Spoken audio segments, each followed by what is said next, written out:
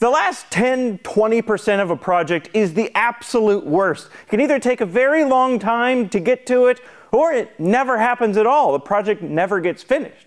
Well, today I'm going to take a project and fully finish it. I'm going to work on that last 10%. I just realized that you probably think I'm talking about this.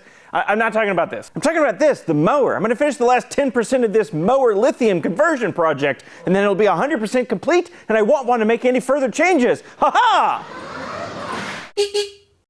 If you're not familiar with this, this is my Ryobi electric zero-turn mower that I bought about 5 years ago. And from the factory, it came with lead-acid batteries, which were poop. And after a few years, they'd lost so much capacity that I could no longer mow my yard in one go anymore. So I replaced those lead-acid batteries with 12-year-old lithium iron phosphate batteries I got from a car, and they're significantly better in every way.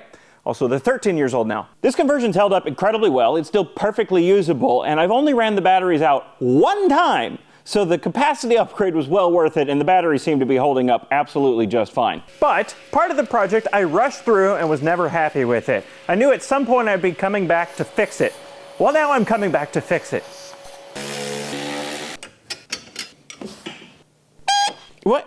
Oh, right, not Ryobi. There, now we're happy.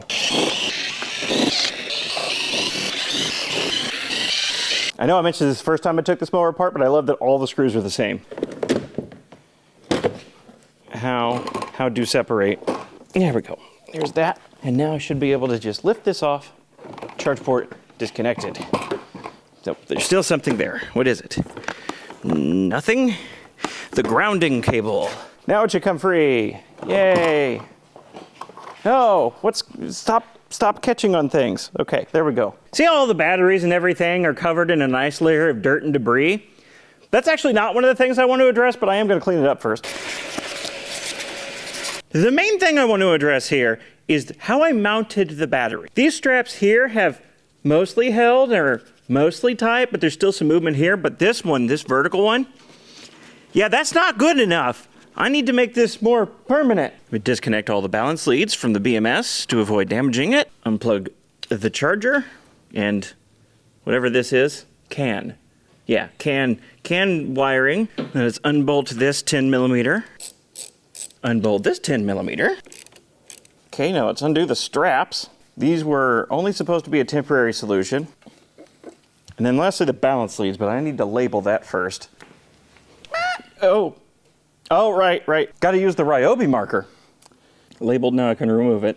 Another problem I've been having with this is that these connections aren't tight enough, and sometimes they lose connection and it throws a BMS fault and causes the little buzzer I have over here to go off.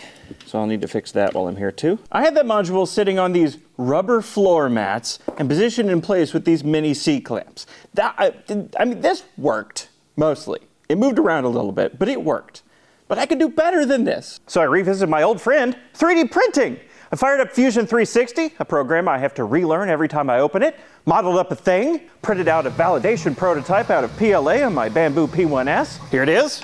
It came out almost correct, but it's too short in this direction, so I modified the 3D model and printed 3 of them out of glass fiber reinforced ABS on my Bamboo X1C, because it could do that easily out of the box. Here they are. The module sits in here. These little holes in the bottom are to mount this piece to the mower. I have included a recess at the bottom for the riv nuts that it'll be mounted down with. These 2 holes here and here are for the clamp that goes over the top of the module, and this little hook on the back is to hook over the lip on the back of the battery tray. Oh, and on the bottom there's 2 hexagonal recesses for captive nuts.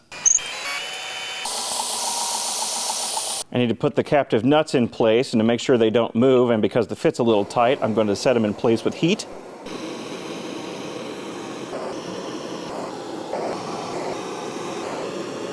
This is why I ground one side off the nut, so it fits within the chamfer. These sit roughly in place, and you can see what the little hook was for, to go over that lip on the back.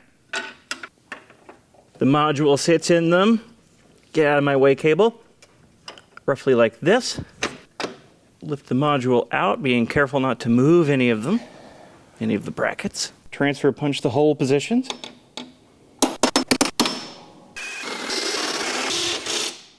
To install the rev nuts.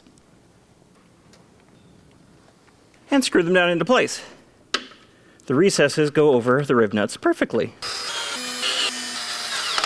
Now drop the module back in place. That fits perfectly, and there's some protrusions on the bottom that hit against the mount bars that keep it from moving side to side too much. Now over top of this module, to hold it down, is going to be a clamp bar that screws into the holes on the sides of these bottom mounts, but I haven't designed those yet, so I'm going to go do that now. Again, I modeled them up in Fusion, printed it out on the X1C and ABS, and here they are.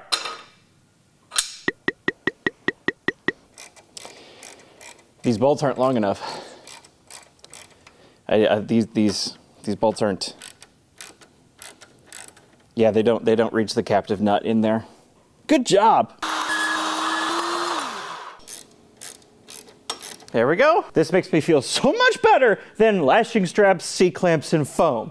This is an immense improvement. You probably guessed this by now. This video is sponsored by Bambu Lab, makers of I don't know, the best 3D printers, easy to use, super reliable. They're just so good. I've had 3D printers for years now, but I ended up not using them very often because they're just so unreliable. I had to tinker with them constantly to get them to work right, and even then I couldn't get them to work right. So last year, on my own volition, using my own money, I went out and bought a Bambu Lab P1S with the multi-material AMS to go on top of it. And oh my God, right out of the box, so much better than any other 3D printer I'd had experience with in the past. Now the reason I got it was for the easy use and reliability, but once I got it going, I remembered, oh yeah, they're also incredibly fast. The first print I made on this thing was this Benchy, and it printed in like 20 minutes. It's insane how fast this thing moves.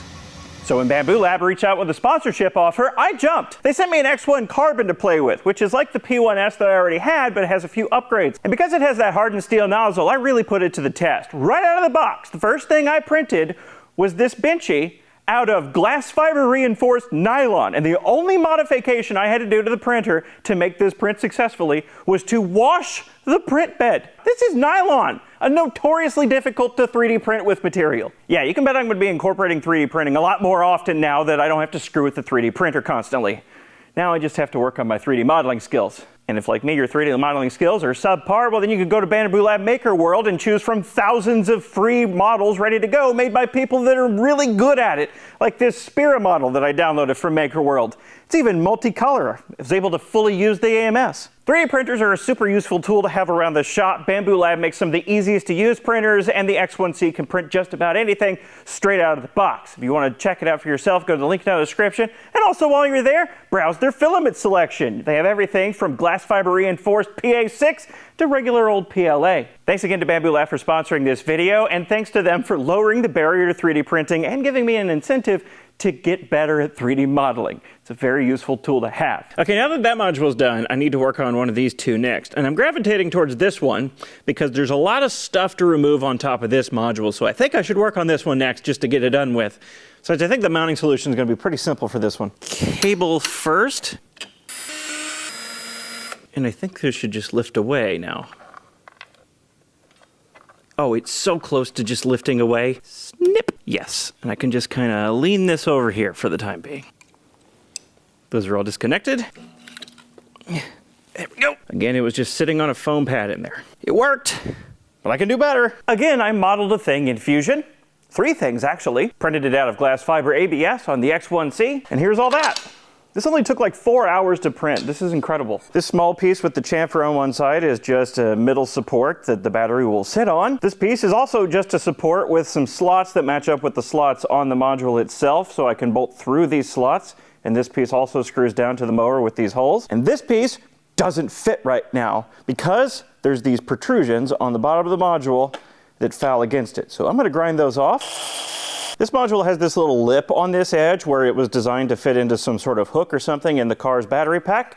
So I designed that feature into my 3D printed part, and it should fit just, I think I made the tolerances too small. Okay, I massaged it with a hot knife, and now it fits pretty easily, so I'm happy with that.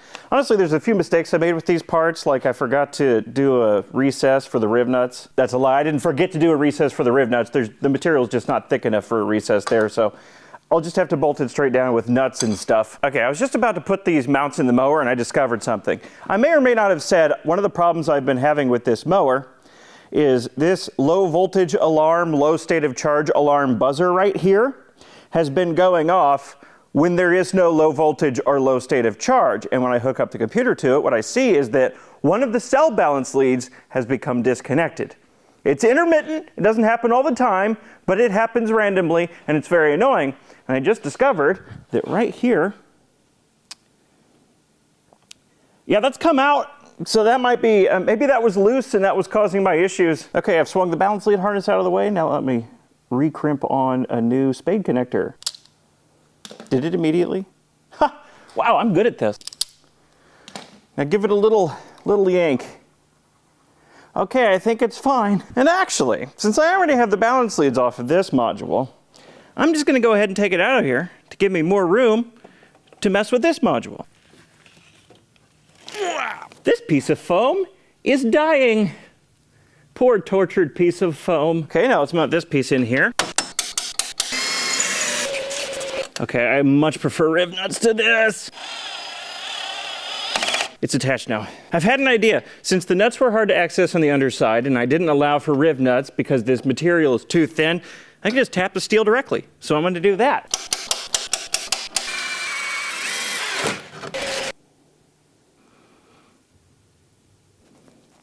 All 4 of them are done. I'm not going to do that again for the last module. That was difficult. Now I need to drill one more hole, and it's somewhere along this slot where the battery module itself will bolt through. The module slips in, fits under this lip right here, and then the front is bolted down through this riv nut, and then it just sits on these riser platforms. Let's give it a test fit. There, that's slotted in. And there we go. Little tiny bit loose on this end. I would bolt it through this other slot hole, but that's sitting over a hole in the plate below it, so there's nothing to bolt to. All right, now let's take it back out and give me room to figure out a solution for the other module. All right, last module. I don't know what to do with this one. You got any ideas? Because I don't. So I thought about it a while, and then fired up Fusion, where I created this thing, which looks great. But unfortunately, it's far too large to print out on my printer, so I cut it in half and then printed it out 2 pieces side by side, which barely fit on the same print bed. Here's those pieces. There's some features over here to hold the module in place, and there's some features over here to hold the module in place. There's screw holes to mount it down to the mower, spaced where the plate is, and on the bottom, more captive nut holes for a clamp bar that will go over top. You'll see this piece didn't come out quite perfectly. There's a little bit of patterning here because this is such a large piece of ABS, it started peeling up for the print bed in this corner, but still perfectly usable for me.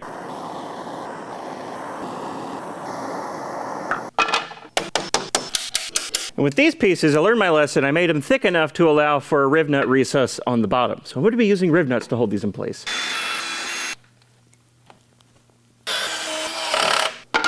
Look, I realize there's no reason for this piece to be as long as it is, but whatever. Makes for accurate spacing, I guess. I just realized there's a bar below this plate that I drilled straight into. Perfect. And then the module just sits in there, fall into place, like that. And it doesn't move side to side. There's a little tiny bit of play because I modeled some clearance in there, some tolerance, but it fits perfectly. Now I need to make some bars to clamp down over the top of it to those captive nuts that I melted into place earlier. But unlike this module over here, I can't make those clamp bars out of 3D printed parts because this is too long. The plastic may be able to withstand this length, but my printer can't print something that long. So I'm going to make it out of metal.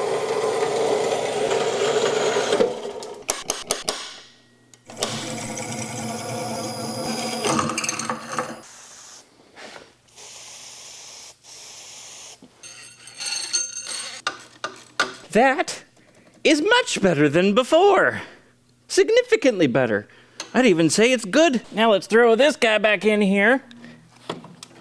Being careful not to smash my fingies. Bolt it down with daddy long sockets. And now I can remake all the electrical connections like this one, and these 2. I have to reconnect all the balance leads for the BMS first. Now I can flip this down. I can reconnect this chassis ground, which I surprisingly remembered. I can reconnect the can to the charger, 48-volt lead to the charger, reattach this plate, reconnect the BMS balance leads. Am I done? Hopefully I'm not jumping the gun here. Let's just pop this down into place. I was worried about this module increasing the height of it, and it fouling, but no, I've got clearance. Plug everything up in the back. This is pilot and proximity for the charge port, and this is the power connections from the charge port. And there's a ground over here that I need to not forget. Let's also reconnect the main high voltage battery connection, make sure the motor still works. On? No issues? Let's do a movement. No problems. Well, that's not all of them, but that screw was missing to begin with, so I can't put it back. The two things that bothered me when I first finished this lithium conversion project are A, the mounting of the batteries, which I've just fixed. I'm very happy with it now. And B, the state of charge readout. This is the state of charge readout that came with the mower. It's tuned for the voltage values of lead acid batteries, so it's completely meaningless with these lithium iron phosphate batteries. The lowest I've ever seen it read is like 85%. That's why when I did this conversion project, I bought this, a little information display and state of charge readout that communicates over CAN to the BMS that I put in this mower. I don't know why I still have it though, because I accidentally fried this thing when I did the conversion. It doesn't work. But I've been using the mower for 1.5 years now. I don't need a state of charge readout. What's the worst thing that's gonna happen? I run out of battery unexpectedly and have to drive maybe 300 feet back to the charger? I don't need a state of charge readout for anything more than just curiosity. When I did the conversion, I installed this low voltage alert buzzer that goes off if any of the cells in the battery pack go below a certain threshold. This is all I need. When is a project fully done? It's fully done when you don't want to do anything else to it. And I don't want to do anything else to this mower at all. So it's fully done. Sure, there's plenty of things I could do to it. I could build battery enclosures. I could outfit it with lasers and cannons. I don't want to do any of those things, so it's done. Now I can do this and not have to worry about the battery modules bouncing around underneath me. It's so great. Thanks for watching.